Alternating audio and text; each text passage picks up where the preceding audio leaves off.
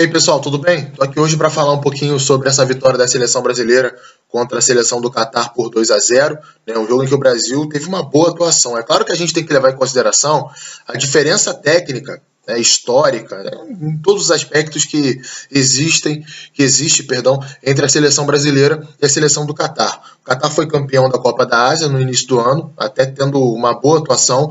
É uma seleção que tem organização, tem um bom trabalho, mas tecnicamente é uma diferença muito grande e eles tiveram hoje esse choque, né, contra a seleção brasileira, que teve uma postura irrepreensível, na minha opinião.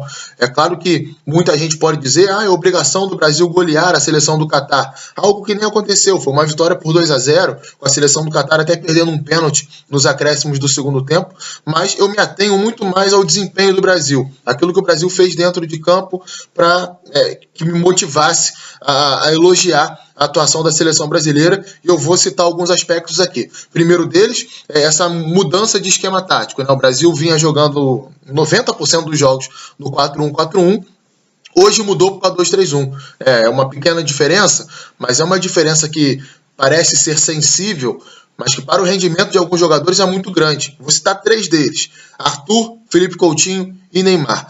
Primeiro, o Arthur é um jogador que funciona muito mais na base da jogada, iniciando as jogadas, ao lado do Casemiro, como ele fez hoje. Por mais que no Barcelona ele jogue num posicionamento muito parecido com o que ele vinha jogando na seleção brasileira, a ocupação de espaços é diferente. O esquema tático era o mesmo, mas a ocupação de espaço, que é como essa equipe vai se posicionar, principalmente no campo de ataque, no momento ofensivo, é bem diferente do que a seleção brasileira vinha fazendo do Barcelona. No Barcelona, ele está sempre na base da jogada, vendo o jogo de frente, iniciando, dando esse primeiro passe, rompendo essa primeira linha de marcação com um passe vertical, ou até mesmo girando o jogo de lado, como ele faz muito bem, mudando de direção, fugindo das pressões que o adversário acaba fazendo. O Arthur fez isso hoje, sobretudo no primeiro tempo, ajudou bastante o Brasil para iniciar essa construção ofensiva. Segundo jogador, Felipe Coutinho, vinha jogando de uma forma muito mais estática na seleção brasileira,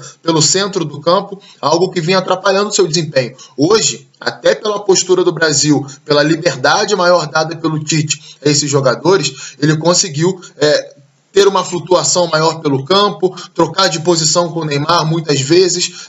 Vou detalhar aí nesse campinho que vocês já estão vendo, mas tem uma animação que vai entrar logo depois que vocês vão perceber algo que eu vou citar. Mas falando primeiramente do momento ofensivo, Coutinho com essa liberdade, se aproximando dos demais jogadores do Brasil, o Richarlison também, saindo do lado direito, vindo para referência, o Gabriel Jesus caindo para os dois lados, nos 19 minutos que o Neymar esteve em campo, ele também flutuando bastante. Então foi uma seleção muito mais com a característica do futebol brasileiro, que é essa, mudança de posição, imprevisibilidade, claro, dentro de uma organização. Você tem que ter profundidade, que é um jogador sempre lá em frente, em cima da linha defensiva adversária. Você tem que ter amplitude, um jogador ocupando o lado direito, um jogador ocupando o lado esquerdo, e muitas vezes os laterais fizeram isso ao mesmo tempo hoje na seleção brasileira. Eu gostei bastante disso. Acho que isso tem muito a ver, mais uma vez, com a história da seleção brasileira. E também essa mudança que ocorria, que não é uma novidade, já havia acontecido outras vezes, e eu cito aqui o jogo contra o México, principalmente na Copa do Mundo, que no momento defensivo, não era o Neymar que voltava pelo lado esquerdo, era o Felipe Coutinho. O Coutinho ele abria para o lado esquerdo, liberava o Neymar para quê? Para o Brasil ter essa transição um pouco mais rápida. No momento da retomada da bola, você ter o seu principal jogador um pouco mais descansado, porque ele não vai precisar correr tanto para fechar um espaço no campo que é maior, ele vai estar ali ao lado do Gabriel Jesus, como vocês estão vendo aí nessa animação, e aí o Brasil, na retomada da bola, tem o Neymar com um pouco mais de liberdade. Uma pena que ele teve essa lesão, vamos torcer para que não seja nada tão grave, me parecia bem a fim de jogo, até contrariando um pouco esses problemas que ele está tendo aí extracampo, mas me parecia muito a fim de jogo o Neymar, querendo mostrar que está dentro do projeto da seleção brasileira. E o mais legal é o seguinte, para a gente perceber que é um padrão que é treinado pelo Tite. Quando o Everton entrou, continuou a mesma coisa. sobretudo no primeiro tempo, né? O Everton, no momento defensivo, ele também não tinha que voltar pelo lado, ele voltava pelo centro, o Coutinho fazia essa compensação por ali para tentar fechar o lado direito de ataque da seleção do Catar, que jogou com uma linha de 5 atrás, como costuma jogar na maioria dos jogos. Até foi um bom teste para o Brasil, em alguns momentos eles conseguiam sair com uma boa troca de passes, com velocidade, como é o estilo da seleção do Catar jogar.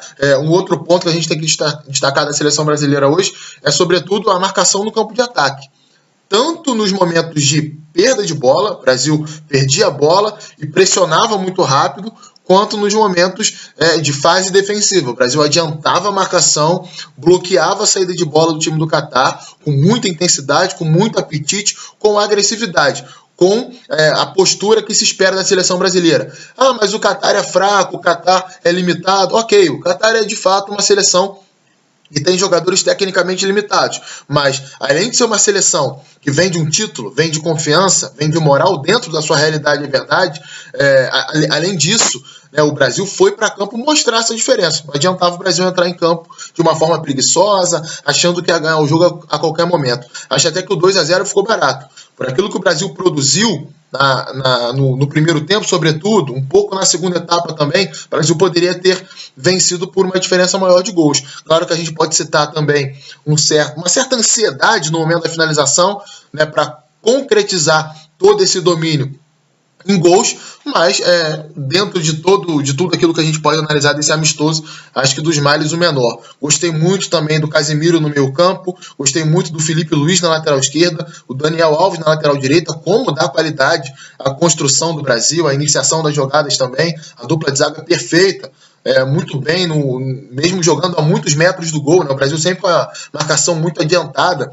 A seleção do Catar tem o Afif, né, o camisa 11, centroavante, que nem um centroavante, é um atacante, mas é um jogador que é muito, muito rápido, né, é difícil de ser marcado nessas condições, e a dupla zaga do Brasil se saiu muito bem, além do Gabriel Jesus. Retomando a confiança, acho que o principal hoje foi isso.